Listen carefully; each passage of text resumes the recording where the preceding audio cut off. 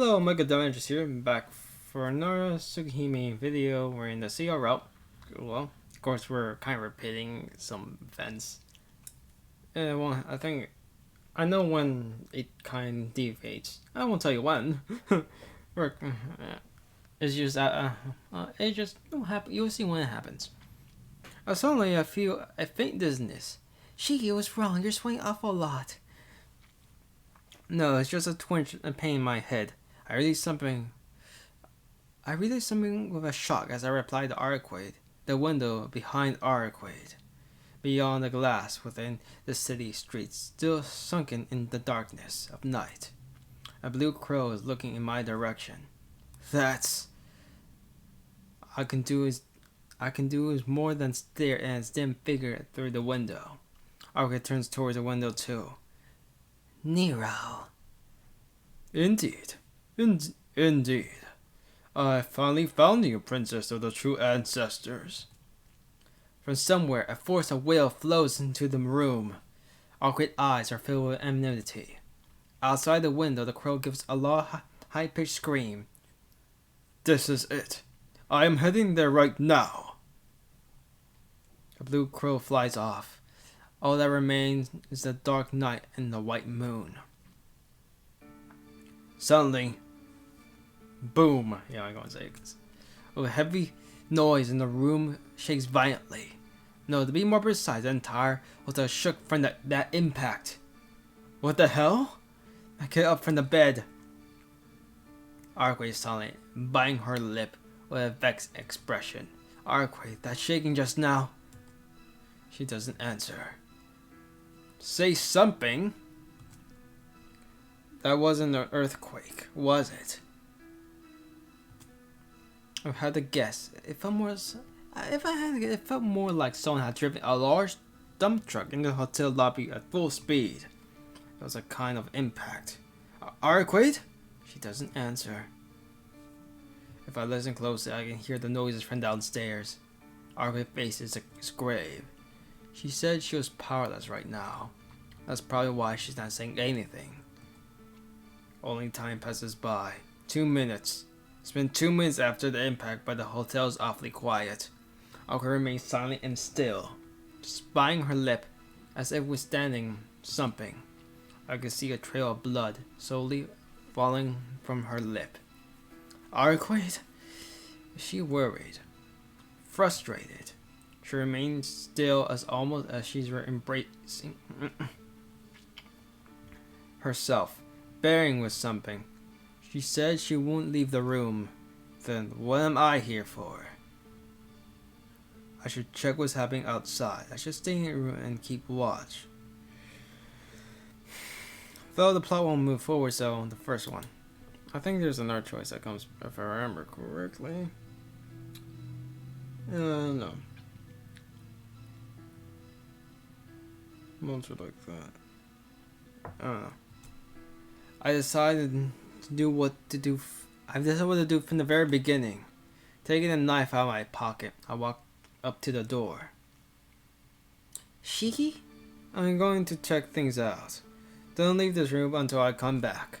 I step into the hallway, shaking off Arquade's looks that she wants to say something. No one is in the hallway. I couldn't hear from outside, but the hallway is noisy. It's not that this floor is noisy, rather the noise coming from beneath my feet.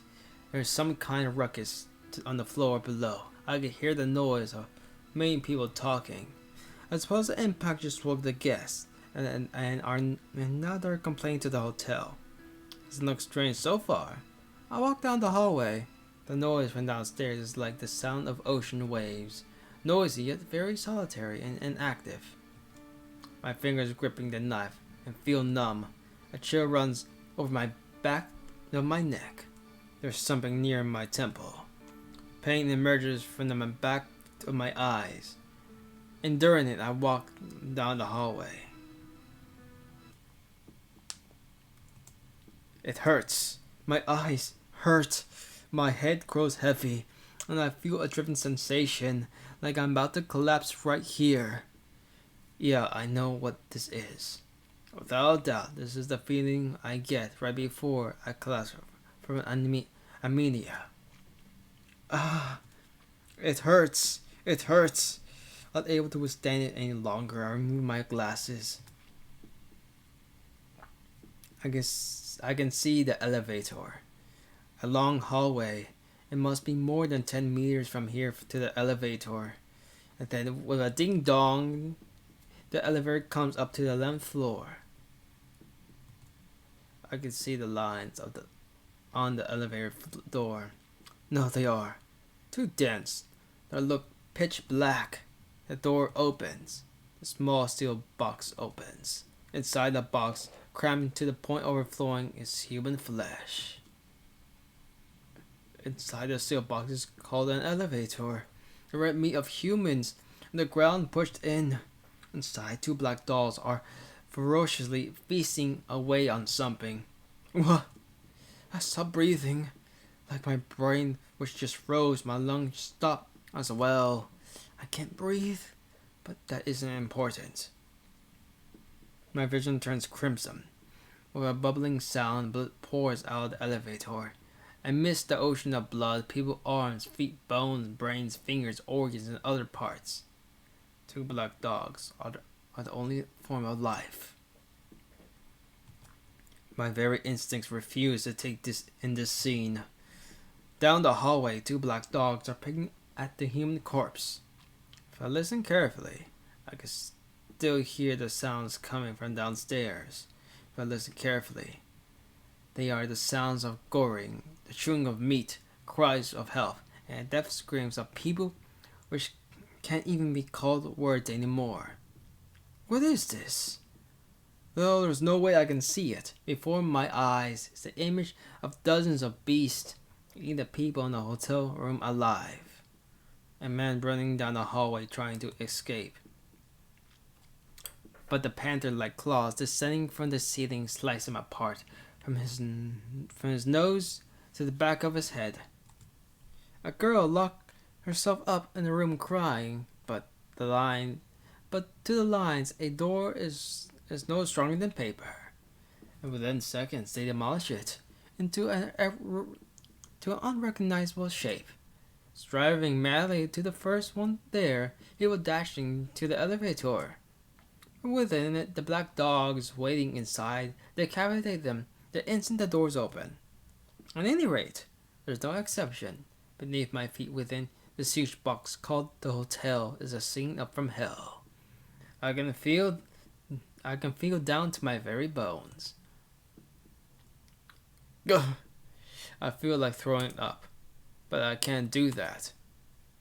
If I can't just stand around and do that, I'll become a part of that Red Sea.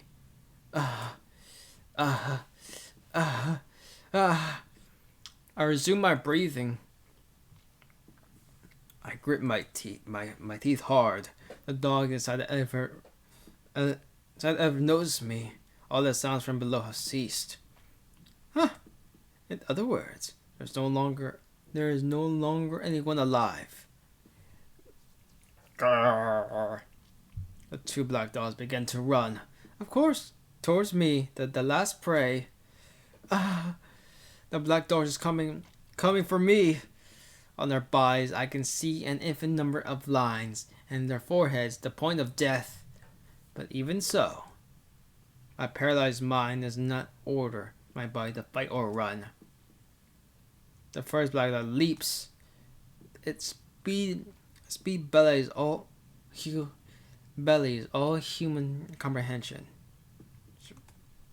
It doesn't even take 2 seconds to cover the 10 meters down the hallway.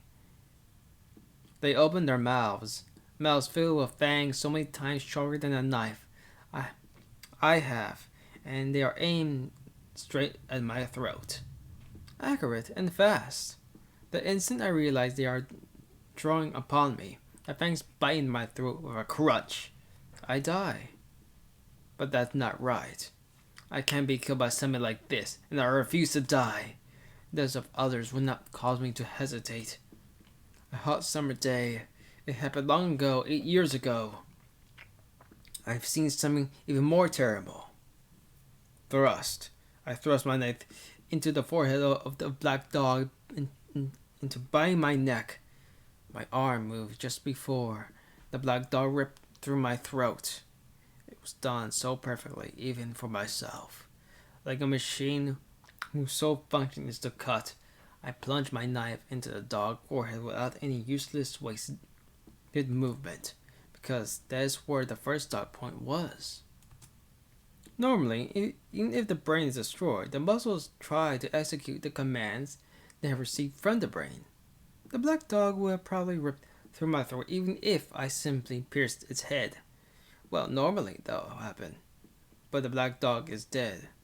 Death is complete stoppage. Stoppage? No, I think I saw that word before, but it's like so confused. It's like so weird.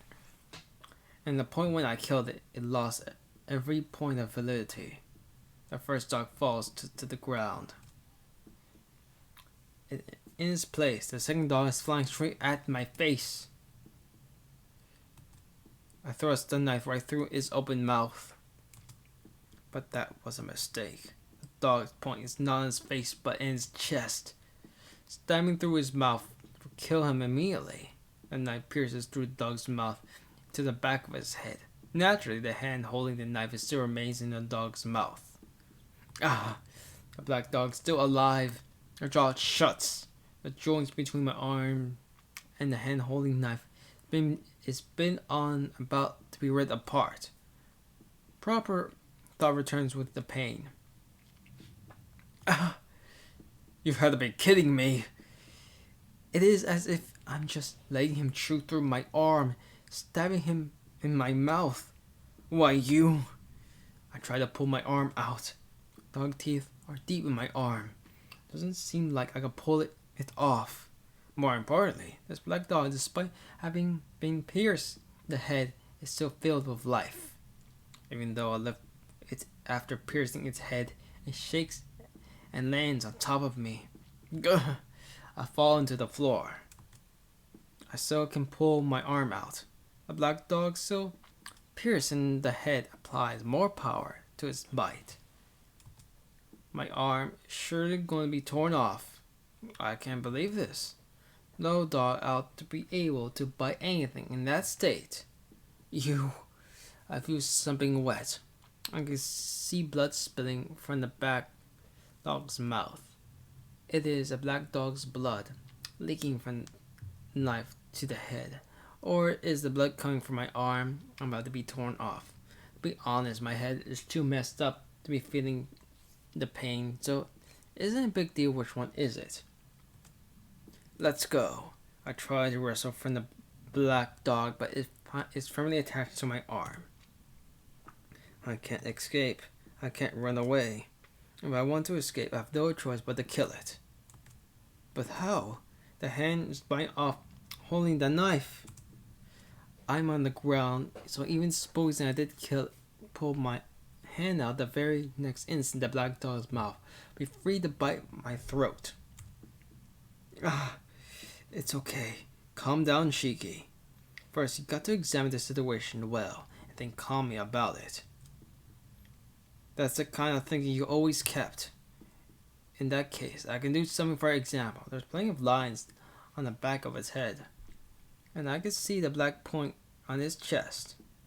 The way to survive is awfully simple, but I have my doubts about executing this plan. No matter how sad and evil the creature is, it is. To do something to kill a painting and grasping a creature that's so alive, this close to me, is something I'm hesitant to do. The pressure on my arm increases. The entire arm shortly to be ripped off at this rate. Surprised that it hasn't. Anime tropes. Wonderful. But even so, I can't seem to do something so cruel. The red blood drips down my face, going down my forehead. It drips into my eyes. Some darkness soaks into the back of my eyes. Red. My conscience sways, then it's gone. But even so, I can't bring myself to kill a living creature. What hypocrisy. You killed something much bigger than a mere dog. Yes, that's right. But that time was different. I wasn't saying then, it was Arquade. Even when I killed the other black dog, just a moment that was unrelated to my will. But right now, this is very much my own will. Didn't Sensei say, Shiki, use his power according to your will and no one else's. That's why, as myself right now, I can never take a life for granted. That too is hypocrisy, because long ago you... that is a nightmare from my childhood. See what you're waiting for. It was a hot summer day. Kill or be killed. Before my eyes, the blood-soaked shadow of a boy. You have already. Hot, red, blood on my hands. Haven't you killed someone once before? I thrust. I don't pull, but rather I thrust deeper into the black dog's head. I can hear it yelping right in front of me. Thinking of the black dog is crying out. Within my arm, its mouth, it cannot properly cry, but it's crying away. I'm sure how much it hurts. I don't care. I plunge the knife deeper along my arm. Without a sound, the blade of the knife punches out the black of the black dog's head, as if the dog has grown a horn. Having a split skull, I easily slash through his skin. Blood spray out of the knife, completely emerges from the back of the head. Also, the hand gripping the knife travels completely through. But even so, the black dog is still alive. There's only one thing I have to do. I reach around with my other hand. Pinning the knife from my blood-drenched fingers, I grip the knife within my free hand. And just like that, I thrust the point of the black dog's chest. Yes. And with that, the black dog dies. The strength drains from his jaws, and I can easily pull my arm back out. Oh, it wasn't torn off at all. I look at my blood-covered red arm. There are so many teeth marks, but the flesh is almost free of wounds. The blood must have from the black dog when I peeled through the head. It must have been the pain. Okay, the blood must have been from the black dog when I peeled through the head. Okay, the pain from when I was being bitten was really quite trivial, but my fear must have amplified it many times over. Lying there on the ground, I look up at the ceiling. My head hurts. The world has become a patchwork. And here and there I can see black points of death. My body is freezing. My mind is burning furiously. Right before me lay the corpses of two black dogs. One of my arms covered in blood. The other clutches a red knife. Also, there are quite a few unnumberable number of dead bodies downstairs. All I can do is laugh. Because this isn't real. There's no way this can be real. At what point did my eyes, wide open, start seeing a nightmare? Ding dong. A terrible, out-of-place, cheerful sound rings out. Damn it! What was this? What was with this headache? I stand up, enduring the razor-like pain in my head. Elevator? It screams. The sound is the other elevator coming up. The door opens. Inside stands a man wearing a black coat. The headache worsens. Yes, I've seen him before. I'm sure I've seen that man before. Silently, he walks towards me. You? I raise my knife as I glare at him. But he doesn't react at all as he walks towards me. It's as if he doesn't notice me at all. But this between us shrinks. Just a little more, when there's barely 1 meter between us, and the man finally seems to notice me. Those bloodshot eyes. The instant I see those eyes, with no human should possess, I lose all my freedom to move my body. I thought I killed everyone, but it seems like there's still someone left. The man turns and looks at the corpse of the two black dogs. You pieces of filth. You pieces of filth. If you can't even take care of a scrap of meat, you are unworthy to be part of my body. The man voices his displeasure as if he raises his hand. His coat lifts like a mantle. Broken. With a splash, the black dogs remains liquefied and disappear into the man's coat. I can't even scream. Below the man's coat is pure darkness, while even traces of an outline. All that exists is a mud-like darkness. This is dangerous. This guy is too dangerous. My instincts sound alarm wildly in my head, but I can't even lift a finger. The man in black coat approaches me. It's not good if I stay here. The unstopping headache grows to an unbearable level, telling me this place is dangerous. Whatever that means, if I don't get out here soon, I'm going to lose my life. But it's too late. The man right before me. It's right before me. Those eyes aren't looking at me at all. Feed. He raises one of his arms. Below it lies a chaotic darkness. From there, something huge appears. Whomp. The sound of wind. That which has appeared below the man's coat is a crocodile mouth, easily large enough to swallow a man whole. I'm going to die. Right here, and it's crunched like a ball of paper. Just as I was convinced of this, someone pulls me back. Glomp. What? I can't believe it. Instead of me, the jaws clamp into the stomach of Arquade, who just pulled me out of the way. Arquade's face contorts in agony. She draws back before she's completely devoured by the crocodile's jaw. So weird. The man sadly watches Arquade. Arquade glares back at him with pain expression, her midsection stained in blood and red. I can't believe a vampire named Chaos would play such a trivial games. It's like poorly scripted nightmare. Nero, Chaos. I feel the same way. To catch one that survived through ancestors, I have never dreamed I'll be part of such a foolish festival. This is a nightmare for me too. The man called Nero quietly lowers his arms. The coat returns to his former position, and the crocodile's mouth disappears underneath. The man looks only at Arquade, as if he's not concerned at all about me standing behind her, my knife raised. But what's going on?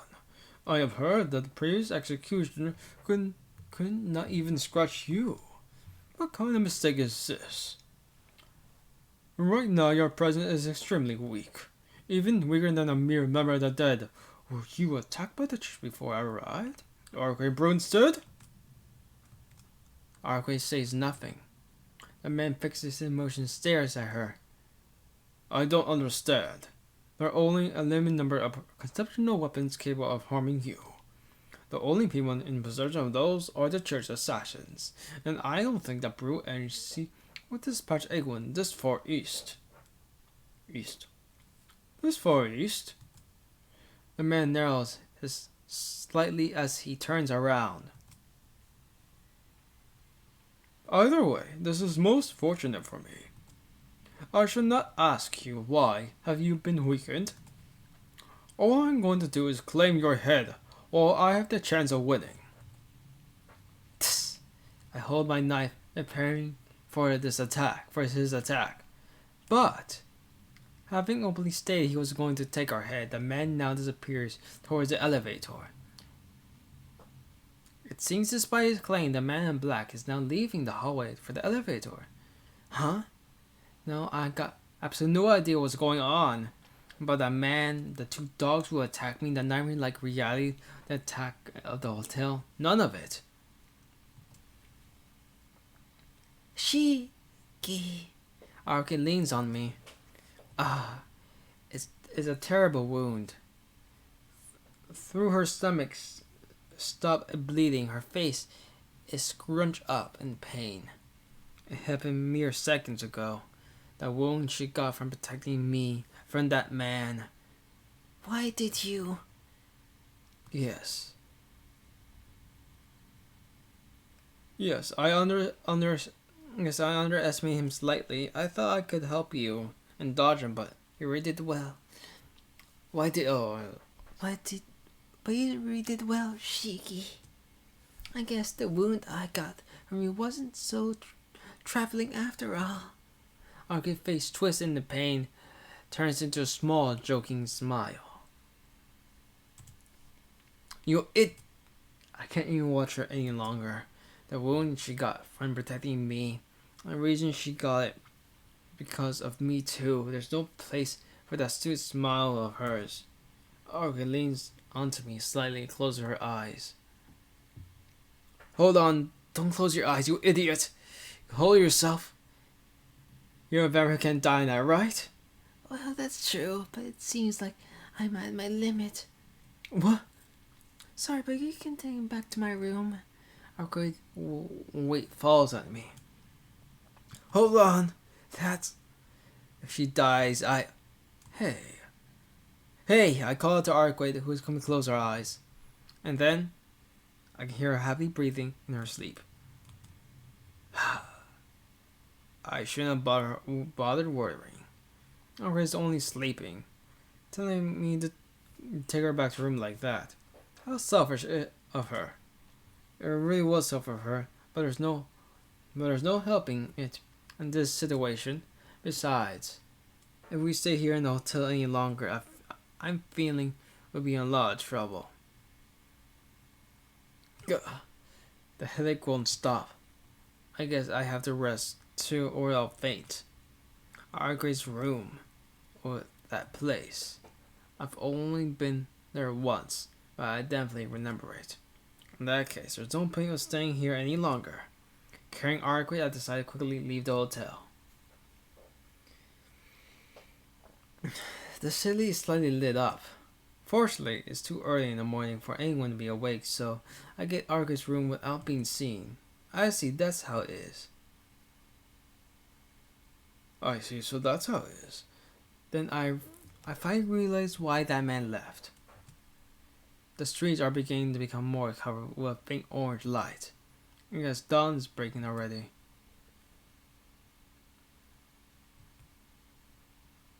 Okay, Black Beast number 2.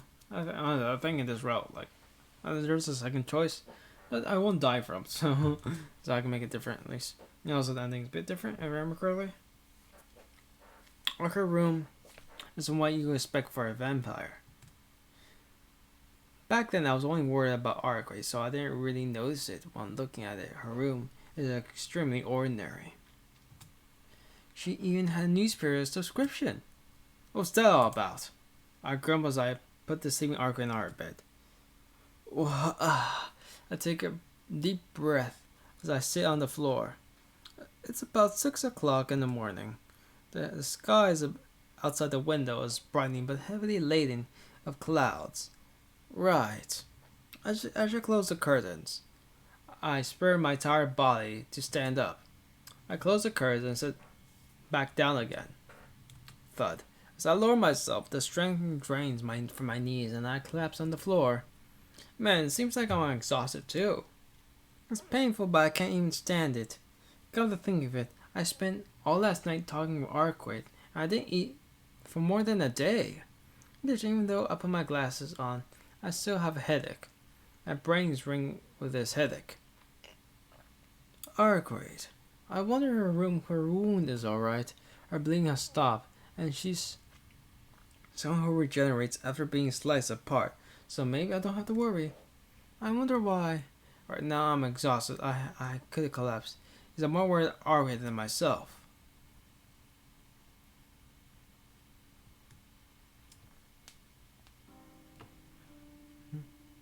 Okay.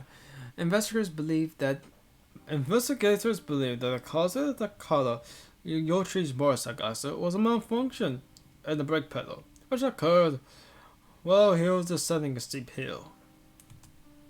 Fortunately, no one was killed in the accident. I wake up to Miss genetic unflected voice. Did I fall asleep? When I come to, I find myself lying on the floor under a sheet. It's about past noon. Arkway is no longer in the bed. Uninteresting news fills the room from the television. Where did Arkway go?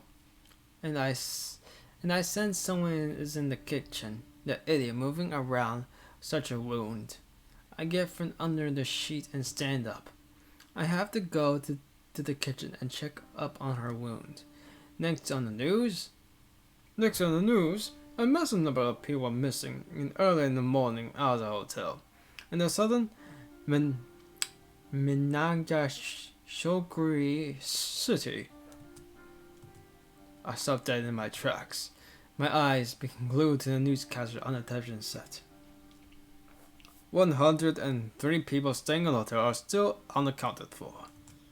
Furthermore, bloodstains can be seen within the hotel, and the police are beginning to suspect that they were involved in some kind of crime. Why are you saying bloodstains? It wasn't something small and cute. News reads our script up with a disinterested tone. The screen switches to the screen hotel I stayed earlier and then lists the names of 103 missing people. Of course, neither mine nor Arkway are on the list. Furthermore, a large amount of wild animal hair was found within the hotel. It was presumed that the hair is connected with the suspect in some way. Some confirmed hair samples appeared from a large breed of wolves, and there's suspected evidence of bear. There were a number of different hairs found on the scene. Ridiculously, what appeared to be shark bites were also reported from the scene. Click. I searched all the television sets. 100 people. About 100 people back then. In just half an hour. Okay. In just half an hour, they're all brutally killed. Bloodstains. Unaccounted for. How can you say that when you have that much information? I understand completely. Everyone staying in the hotel was killed by those incomprehensible beasts that devoured without a trace. Ugh. I resist the urge to throw up. I can't allow myself to vomit when I recall each and every event which occurred last night. Such a pretty sympathy will send me lower than this filthy pig.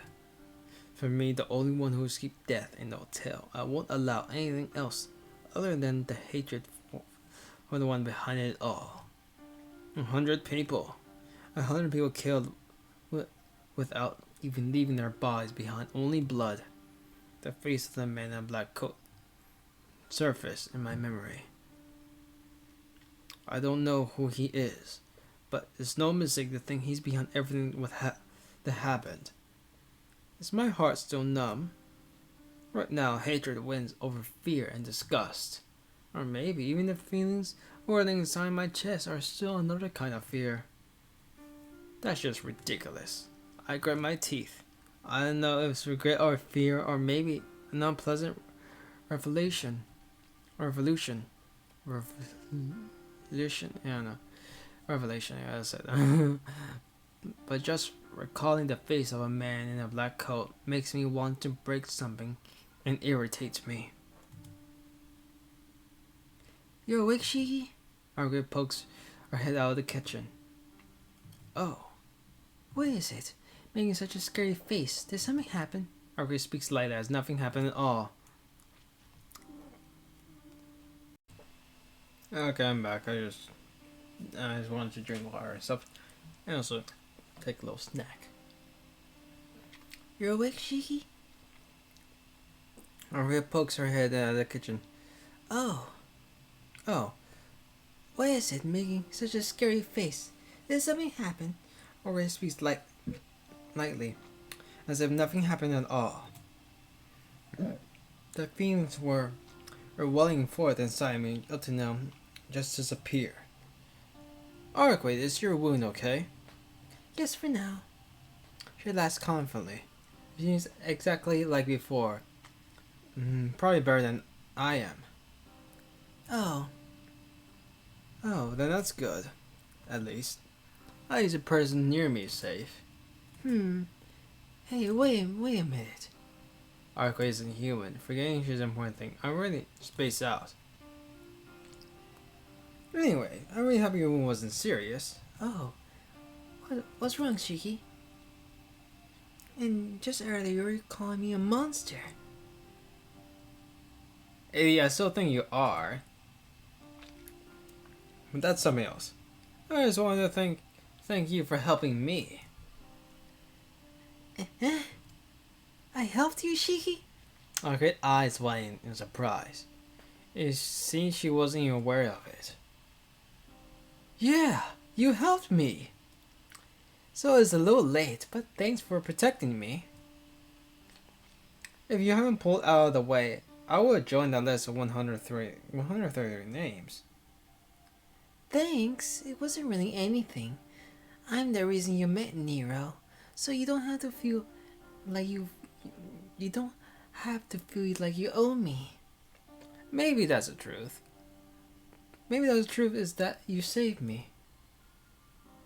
Since you did, I want to thank you. But if I didn't make you watch over me, you'll never have been involved in all of that.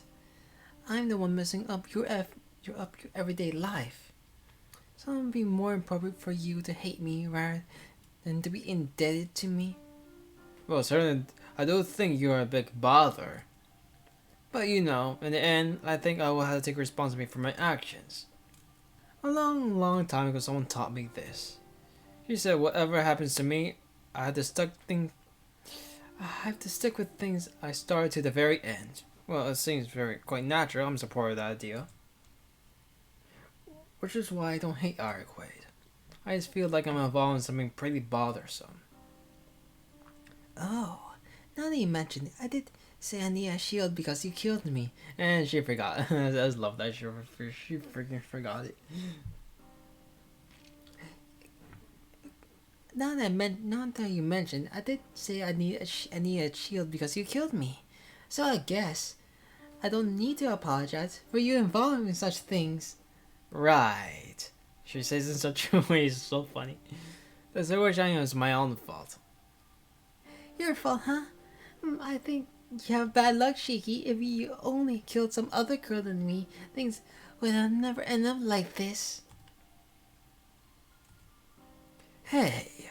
And at first, you can't just assume I just killed some other than you are, Quaid.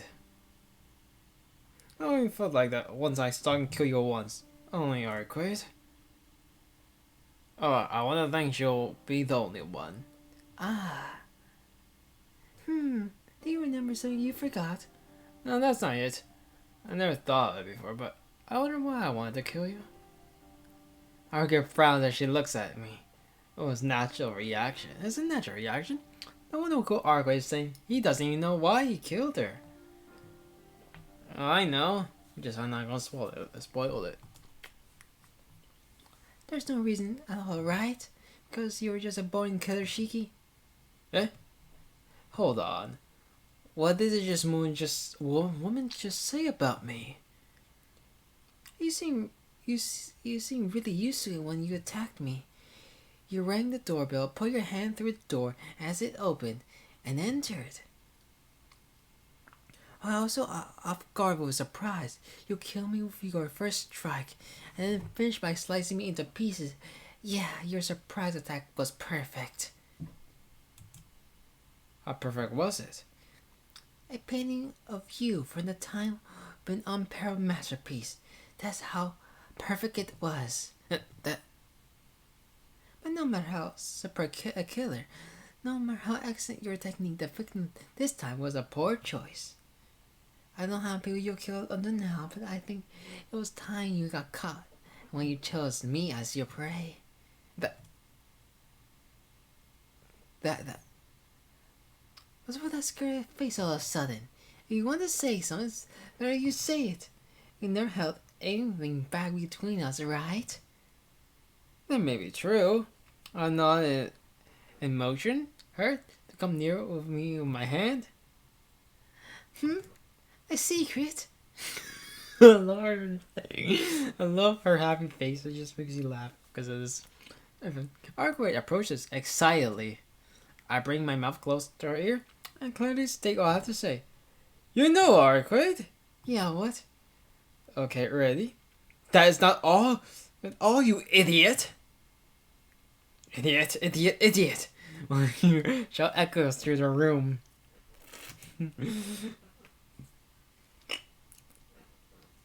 I love Shiki so much. Much more better than Shiro, in my opinion. I strike her eardrums with full power. No holding back one bit. Owie! Okay, exactly covers her ears. I'm ticked off now. What are you going to do all this? Why are you doing all this on Shiki? I am the one who should be angry. I was wondering why you were asking me all those impossible things, but now I understand. Eh? Understand what? About you asking me to be a shield against a monster watching over you because you think I'm a crazed killer. Jeez, you're unbelievable mistaken. You thought so highly of me because of that? Look, I'll tell you right now. I'm not a killer or a homicide maniac. You were the first person I killed. Aki's mouth hangs open. Dang it, she really does seem totally surprised. No way! It was your first time yet you were that skilled? Yeah, certainly I do have strange eyes, but I still lived an honest life. I never even thought about using one of these lines to kill people. But then why do you kill me? You never even saw me before. I don't know why either. I was being fixated when I saw you on the street. When I came to, I already sliced you into pieces. In this room, without reason, without purpose. I see. Yeah, I see. I don't have any right to be angry at Arkwright. And if she's alive right now, and isn't human, the truth is I killed her with my own hands. Why are you quiet again? What do you mean, Shiki? I'm sorry. I have to apologize. Why did I completely forget such an important thing? Sorry. I'm sorry, Arkwright. I told Shiki killed you.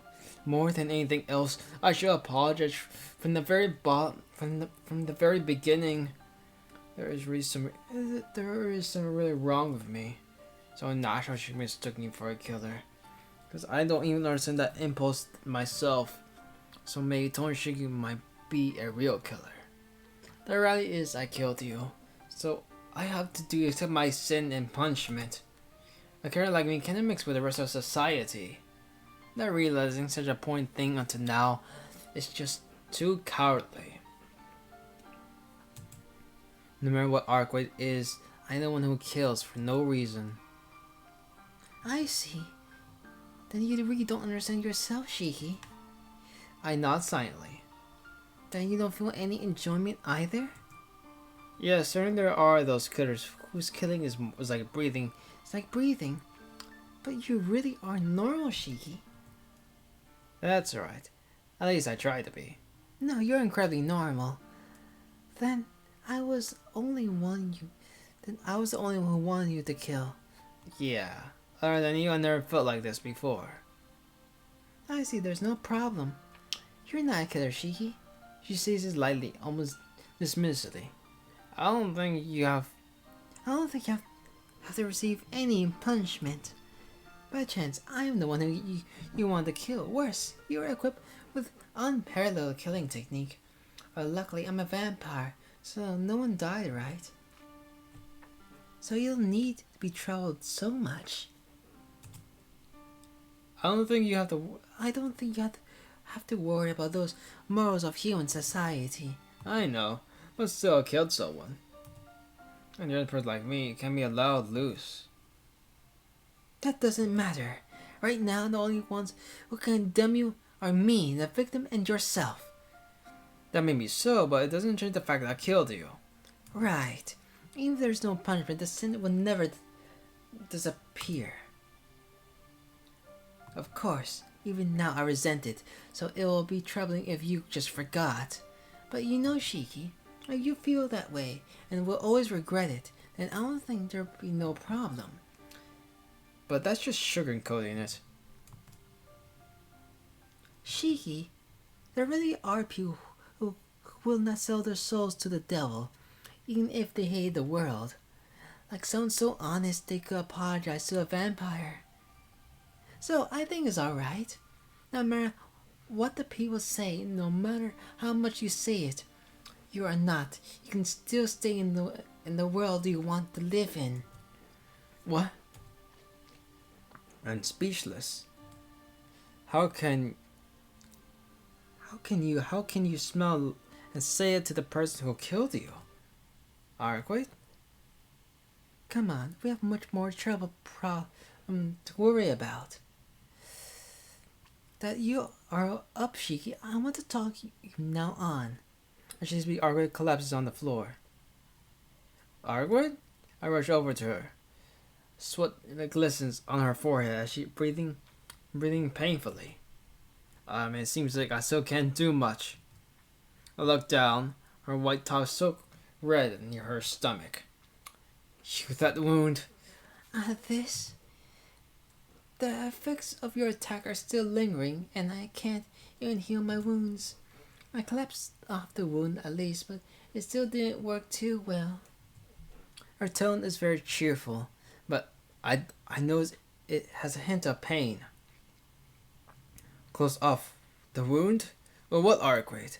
That. Arquette points to something on the floor. It's brown. At first glance, it looks like a donut or a banuja-kun, but it just turns out to be a roll of packing tape. You idiot! Who the hell used packing tape to close off a wound? Hey, you shouldn't call people idiots all the time.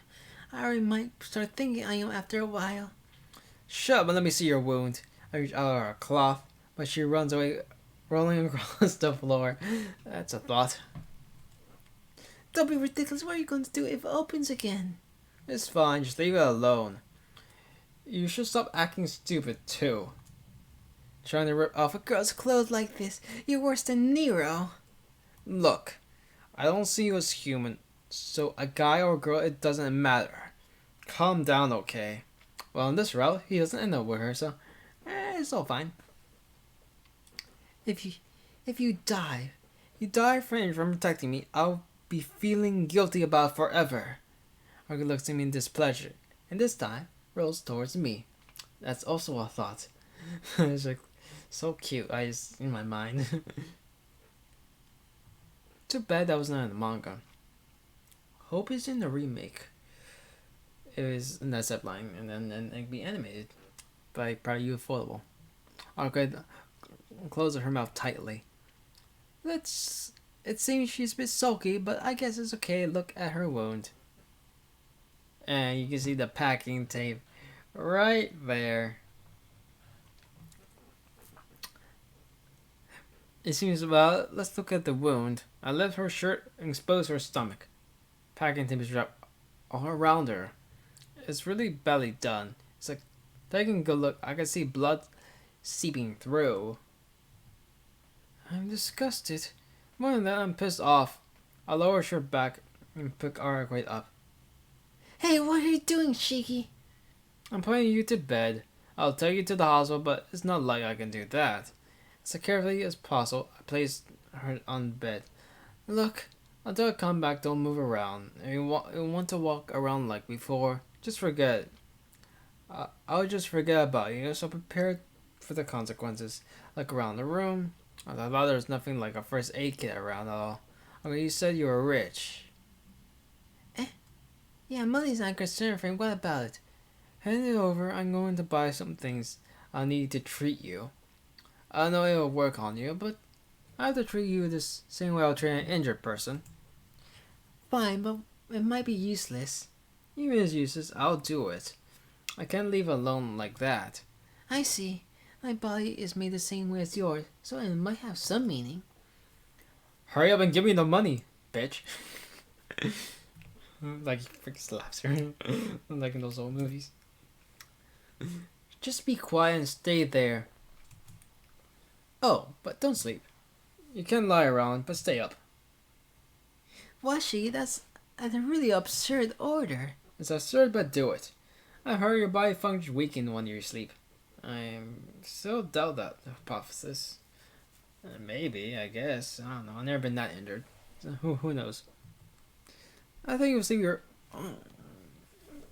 I just remembered something. Gosh, it's embarrassing. I think you... Okay. Your movement will get weak and your wound will get worse. Sleeping will only help your tiredness, not heal your wound. So for at least now, I don't think you sleep until I get back. Really? Okay, I'll do that, Shiki. Argueta smiles happily. As our great thought process is completely a mystery. Why are you smiling? Because you're reliable, Shiki.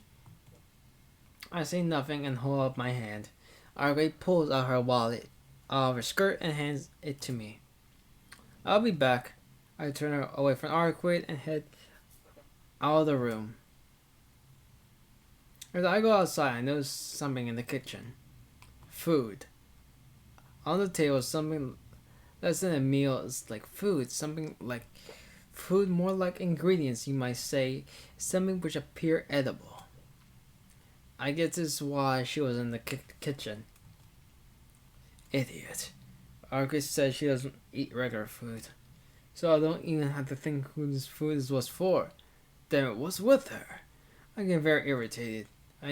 So I decided to hurry back and get something to treat her as fast as possible. Although as a first aid kit, the only things that come to mind are things like restraining bandages or painkillers. But it's still better than nothing. If it's a small thing, if it's something, then it's not zero. Believing that I should buy whatever I can think of. Hey, that tickles. I know Urga's voice and fasten the gauze as carefully as I can. The wound on her stomach wasn't really large. Urga said herself, most of it is healed on the outside.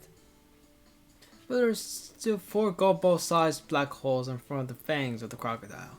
It might actually be bad a wound this big, but considering the possible infection, I applied some disinfectant. I put gauze over the wound and that carefully wrap it around it, the bandages. Quit it. You're too good. I forget this is a real gay. Margaret's laughing cheerfully. I ignore her and pin off her bandages. In order to stop the blood flow, I press the little to tighten the bandages around the wound. Ow. Sheesh, I'm taking off points. I'm taking up points for that, Shiki. Phew. But now I'm done all I can. Well then. Well then, at least I made it look good. But how is it? Can you move around, Arquade? Yeah, it doesn't seem like it'll get in the way. My injuries are still pretty messed up, so I can't move fully anyway. I see. Well, the rest is up to you. My spreadsheet is slicing apart, not healing. I step away from the Arquade and set it against the wall. You can sleep now. Sleep will bring your strength back and heal you soon, right? I could watch and relax and sleep. No, sleeping won't really regain my strength. You say yourself sleeping only gets rid of tiredness. For me, regaining strength is only a matter of time. By tomorrow, I'm sure I'll be able to move more normally. Just go to sleep already. You look like you're having trouble even talking. Yes, but since you're up, Shiki, it seems ill waste if I sleep now. Arquade sits up in the bed, talks cheerfully. Jeez. Oh well.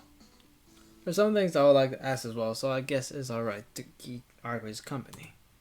Arquade, Can I ask you about the hotel yesterday? That's right. I guess that's gonna be our topic considering us. Yeah. I just have one question. That guy last night, the one you call Nero, just what the hell is he? I'm being serious, so please don't say something like he's a magician who can make crocodiles appear from his body. I won't say that. I think you know this already, but he's also a vampire. We call him Nero, and he's quite an exception. To tell the truth, he isn't someone you can talk to casually like this. So he was a vampire after all. But for some reason, like Ark was saying in front of me, he doesn't match the image of a vampire either. So Nero, what kind of guy is he? He seemed to know more or something. Of course not. I don't have any vampire acquaintances. Knowing them means I'm going to kill them the next instant. This is the first time I ever met a Nero without killing it. But you guys were talking about a lot of things. It'd be hasty to call him acquaintance because of that. Nero is a famous vampire, so no introductions were necessary when we met, that's all.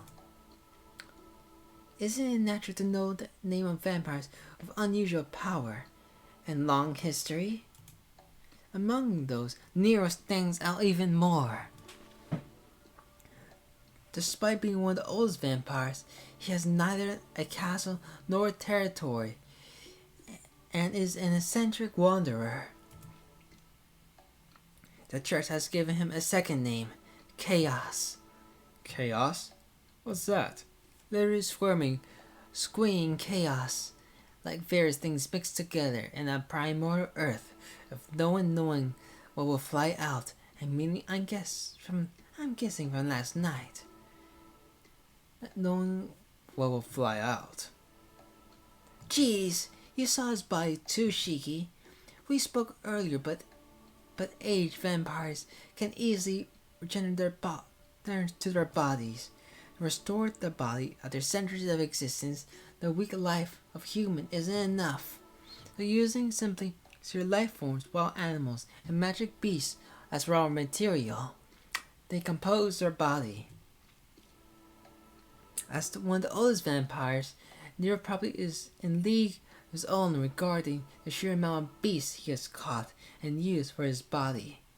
A league of his own? Things like those black dogs as a part of his body then? Exactly. But there's a limit to human capacity. Heard only about 30 beasts can be controlled at once. Having more than one illusion beast, such magical or phantasm beast, will overload one's capacity. Putting that into consideration, all Nero's familiars are probably real animals. Yeah, that may be fortunate. I don't quite get the last part, but that means 30. Those are black dogs. No, that can't be right. Black dogs were the only one roaming in the hotel. I think there are things like lions, leopards too. Right. To be able to bring together 30 animals of the same type is one thing, but Nero has different beasts in his body. Truly places of the strength of his willpower, apart from others. Well, it does seem odd if he has that sort of power, he will only use wild animals. I would have thought you employed more magical beasts with his sort of willpower.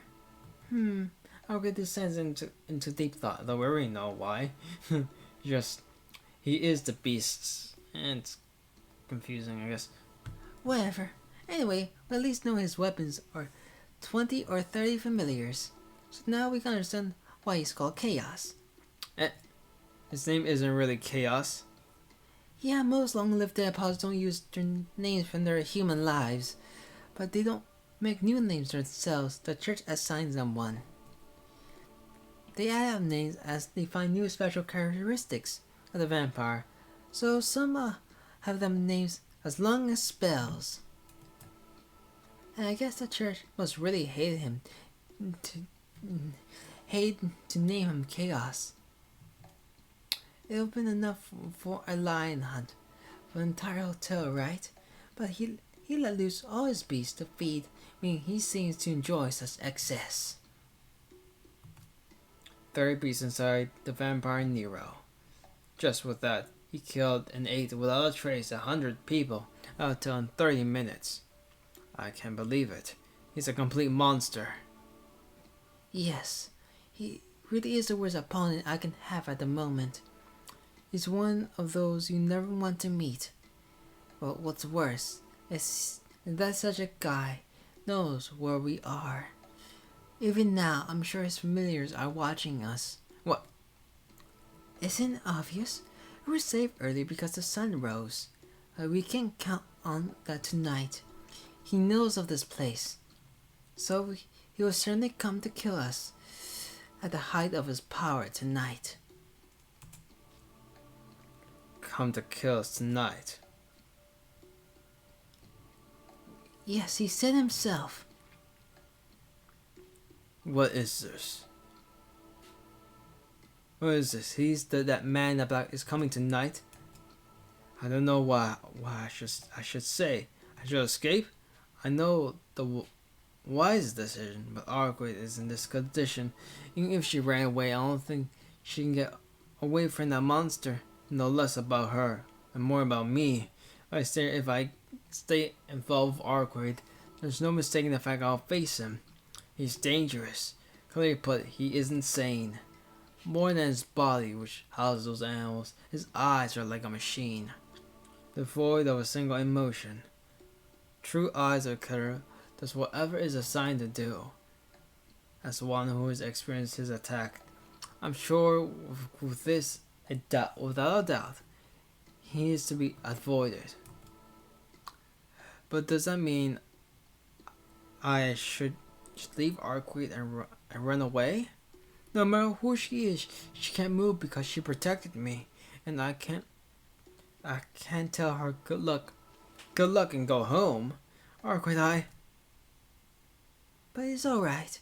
Even Nero isn't prime for you. No matter who it is, you can kill anyone with a single blow. Huh? I would say something outrageous that it was completely ordinary.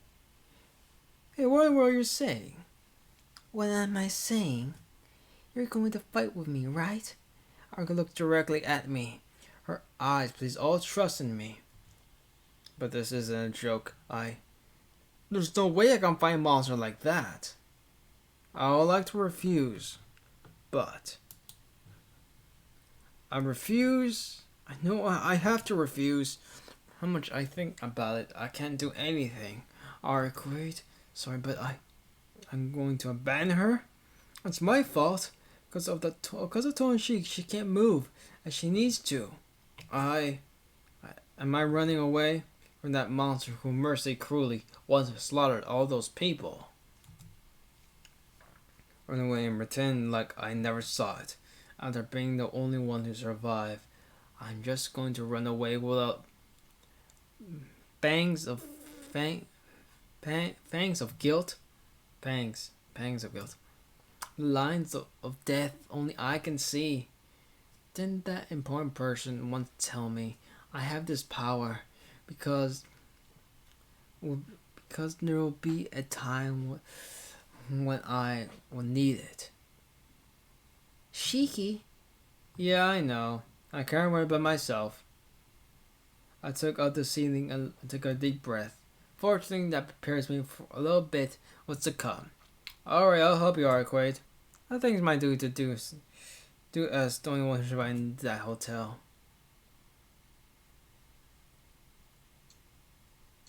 Then it's decided. It's alright, Shiki. With your skills, you have no problem killing him. Arquette states this outrageous thing with a straight face. Well, I'm not as mystic as she is, but I got no choice. The question is how I will act to do that. I froze as I soon looked into his eyes at the hotel, so I think all I could do is to approach him. From behind, he won't notice me. Or then get him somehow. Oh, that was just because your will is weak, Shiki. Nero and Mystic Eyes are nothing special, so if you just discard your doubts, you should be able to deflect his gaze. You look right into his eyes. I already casually mentioned it, but I'm still nervous. No, I'm a better plan doing something I've never done. I'm going to approach him from behind and cut his lines on his limbs. I ought to take away his freedom of movement and... If you do that, Shiki, you will die. Eh, You say the question is how you act. That's not right. The real question is how you'll kill. that's true, but... Shiki, you're about to fight a monster called a vampire to throw away your human morality. And even if it's just for tonight. They only weigh you down in crucial moments. I understand that much. He's a monster, that's why I wanted to help you stop him. No, you don't understand. Cut off his limbs? Don't do something so suicidal. You've got the time to cut his limbs. First, cut off his life. Nothing else but you. Listen to me and don't give Nero the chance to retaliate. The difference in your offensive abilities is just too great. If you miss your first strike, you got no chance of winning whatsoever. Our eyes are unforgiving of any denial. It's true. Exactly as she says. If I take my crucial cutting of his limbs off, first I might find my head being eaten by the mouth out of a crocodile as I do so. Shiki, Nero will come at midnight tonight. That's when we'll know when you and I will kill him until he'll be killed no further. Not how to act, but how to kill. Think only about that. Aruka's savage eyes are staring straight at me. She is really angry. Angry I'm still not naive. I can still hold such naive notions. I don't understand. I won't hesitate. I will take his point of death in a single strike. Then what I should do, right, Arkwright? Arkwright doesn't answer. I suppose her sign indicates agreement. But where should we wait? Bystanders aren't going to get killed like back hotel. We're here in these apartments. Shouldn't we change our location? Yes, I think the park will be suitable. No one's there late at night. If anyone happens to pass by, it is their own bad luck. Saying Arkwright turns her back to me. What's wrong? You got something to say, then say it. I've decided to help you, so I'm willing to take a risk. It's useless. You haven't used the word kill even once. At this rate, you'll just hesitate at the last moment and be killed. That's not true. He's a monster who's eaten over 100 people. There's no way I'll hesitate to kill him. Arkwright gives a small sigh. If I could control you, I could make sure you kill Nero. I felt that I wanted to do this for the first time, but I also felt that I didn't want to for the first time. It's a kind of big contradiction. Arkwright turns and faces me, mumbling something I don't really understand. I'll trust you, Shiki. Let's get Nero together. A smile comes over Arkwright's face, but her smile looks uneasy. The plan itself is unbelievably simple. Just a little before midnight, Arkwright leaves the room and heads towards the park first. Near familiar, the blue crows, according to Arkwright, should follow her, so I'll leave the room to the park just a bit after she does. Then I'll hide in a bush where I can see Arkwright and wait for Nero to arrive.